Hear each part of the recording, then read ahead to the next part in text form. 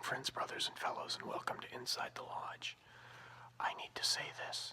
I am a 3rd degree Master Mason of Blue Lodge Freemasonry, a 32nd degree Scottish Rite Freemason, a 10th degree Knights Templar, and a Shriner, and I need to tell you all about the connection between Freemasons and the Illuminati.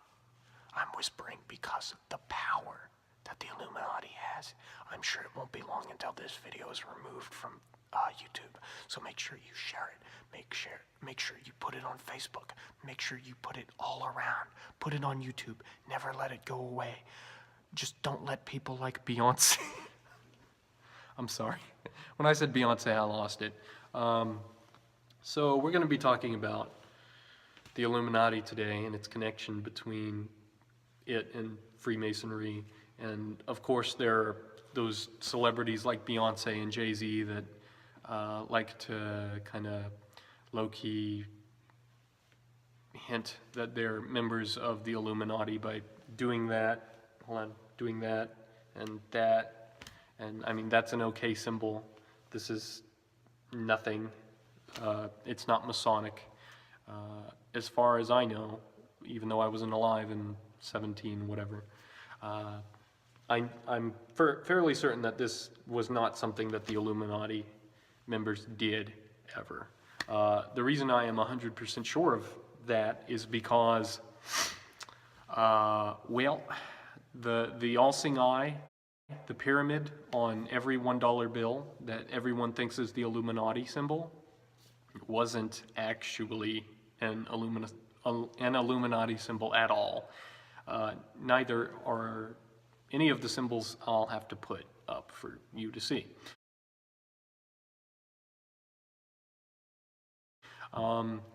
In fact, the Illuminati's emblem was an owl sitting atop a book.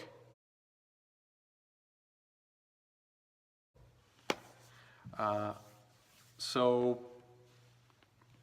it's I have to make this video because there's so many people that say, you know, the Illuminati and the Freemasons, one and the same.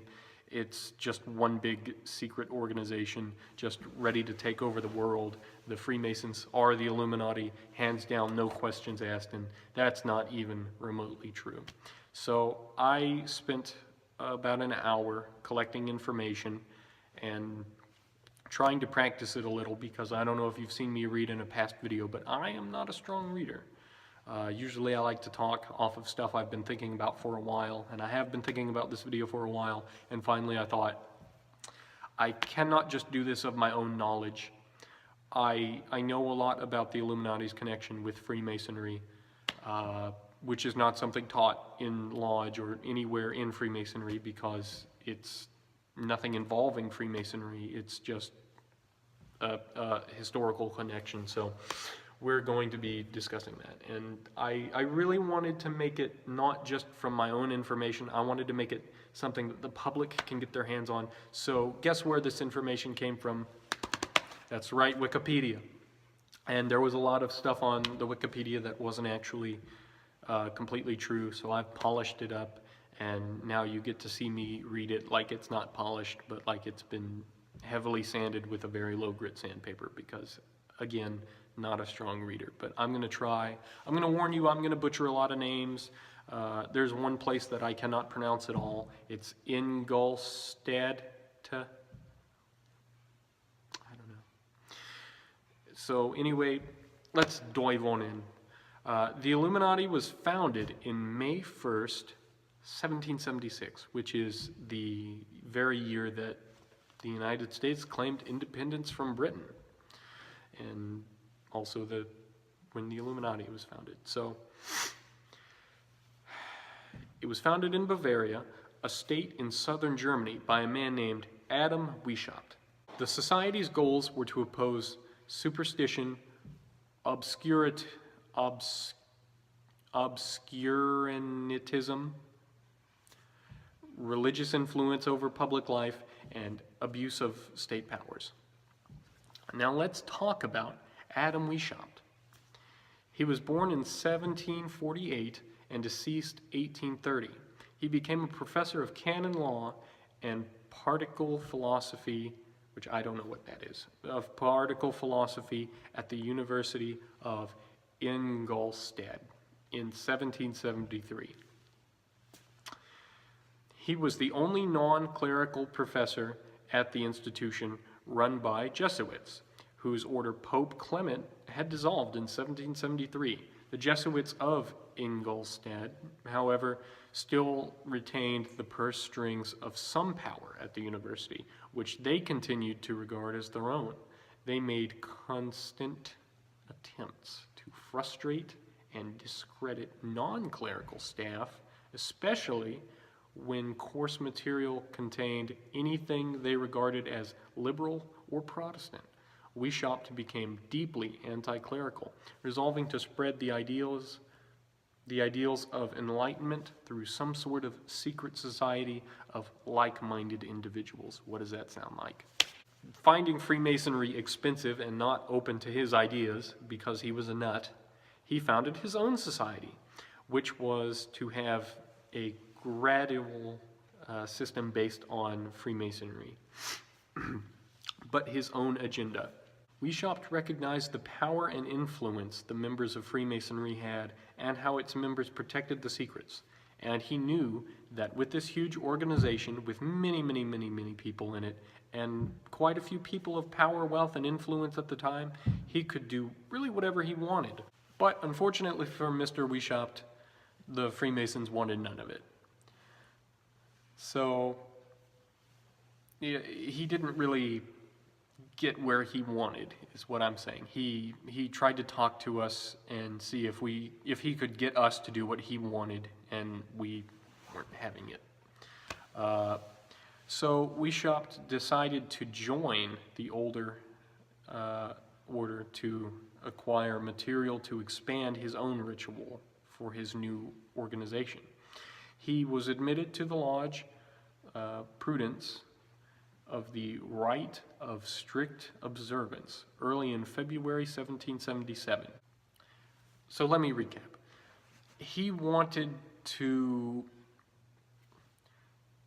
Adam Weishaupt wanted to have the Freemasons do what he wanted and oppose all the stuff he didn't like.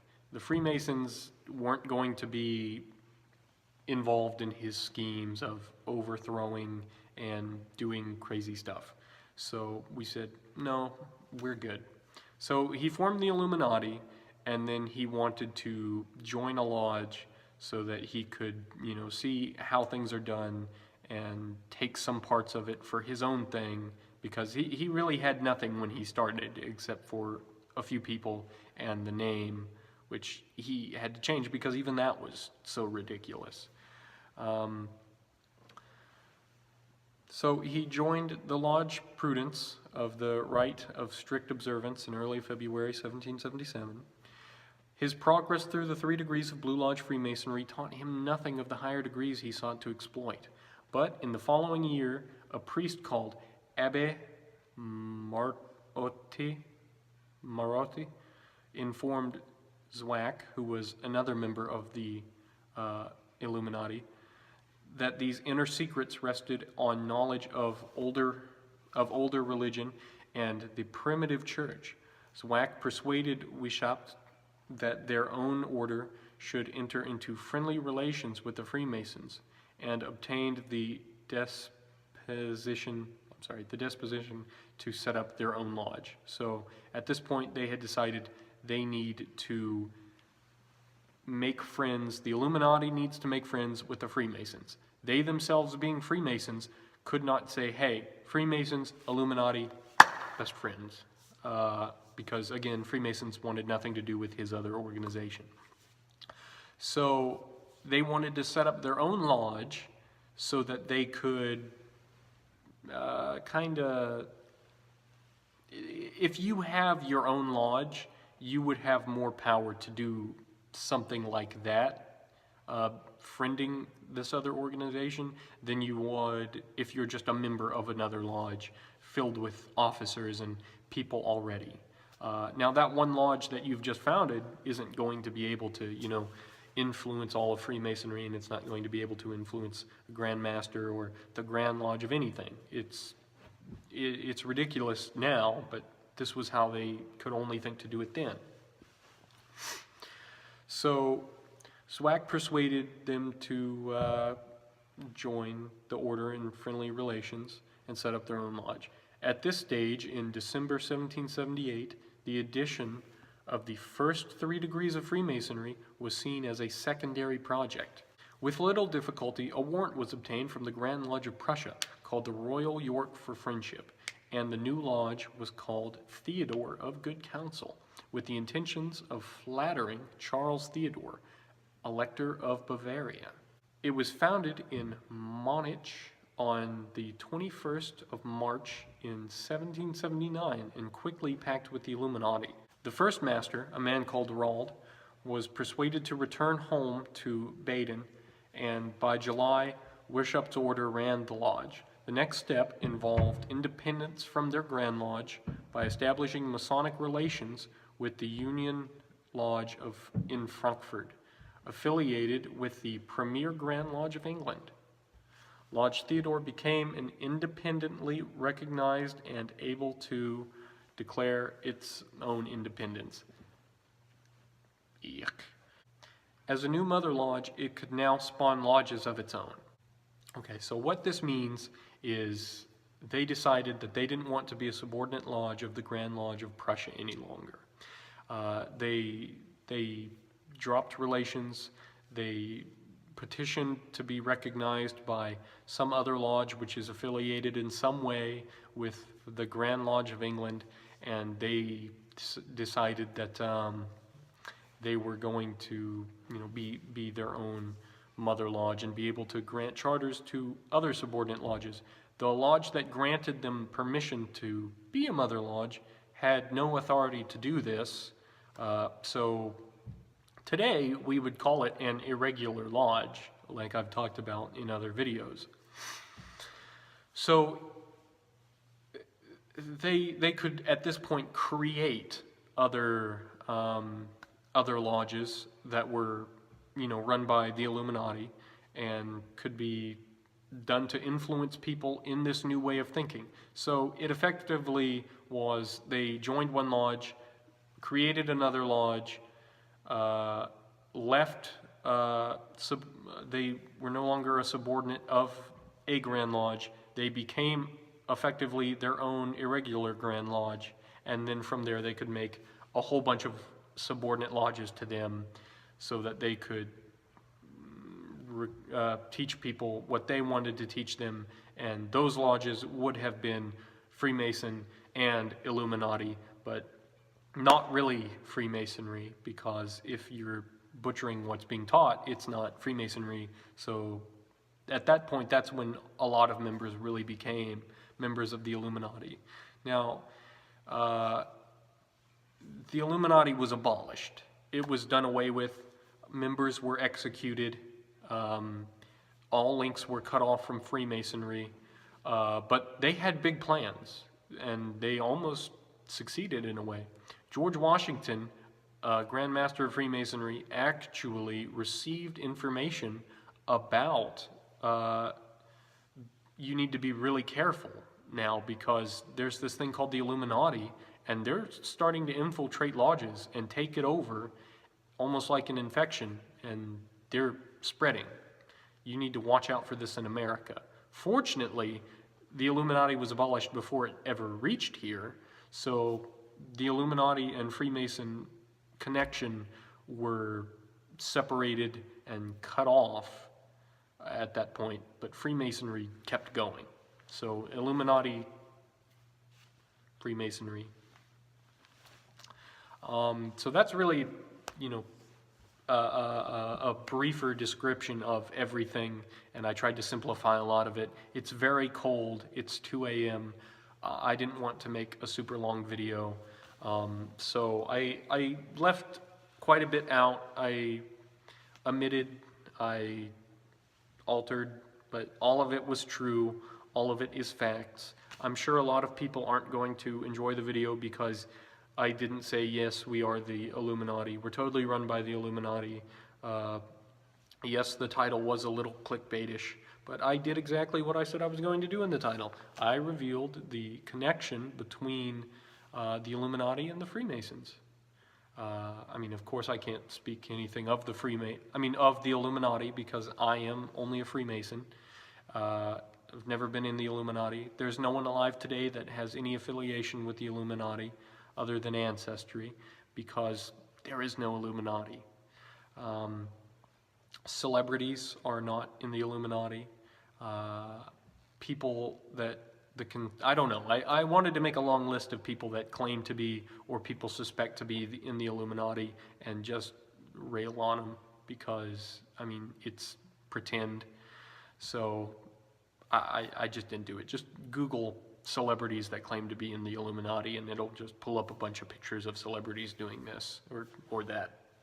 So that's pretty much it. Thank you for watching. I hope this was at least a little informative, because a lot of people, including Masons, don't actually know that there is a link between Freemasons and the Illuminati. I know last time I said I was going to make a video about the International Order of Freemasons, because they are just hilarious, and their charter was actually like a business patent for hair cutting, but I'll have to get to that some other time. I don't know, I just really wanted to make this video. It's something that kind of grasped my attention and I wanted to tackle. Hey guys, we're back at my house now. I just wanted to say, you know, I really didn't like the way that I ended up ending the video. I kind of yammered on a bit, so let me just wrap it up really quick, really neat. Thank you guys for watching. I hope you've made it to the end. If you did make it to the end, how about you leave me a comment, let me know. I would thank you very much for that. If you're watching this right now, please leave a comment. Tell me your degree, EA, FC, MM. Tell me where you're from.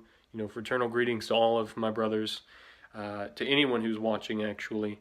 If you have any questions, please leave them in the comments. That makes it a lot easier for me to make future videos if I actually have questions to answer and content to make, you know, things to think of. And, I mean, it's 3 a.m. I'm pretty fried right now. I really don't know what to say. It's Christmas Eve. Merry Christmas, everybody. Have a very Merry Christmas and a blessed day. Thank you guys so much for watching. Please like and subscribe, and I'll see you next time.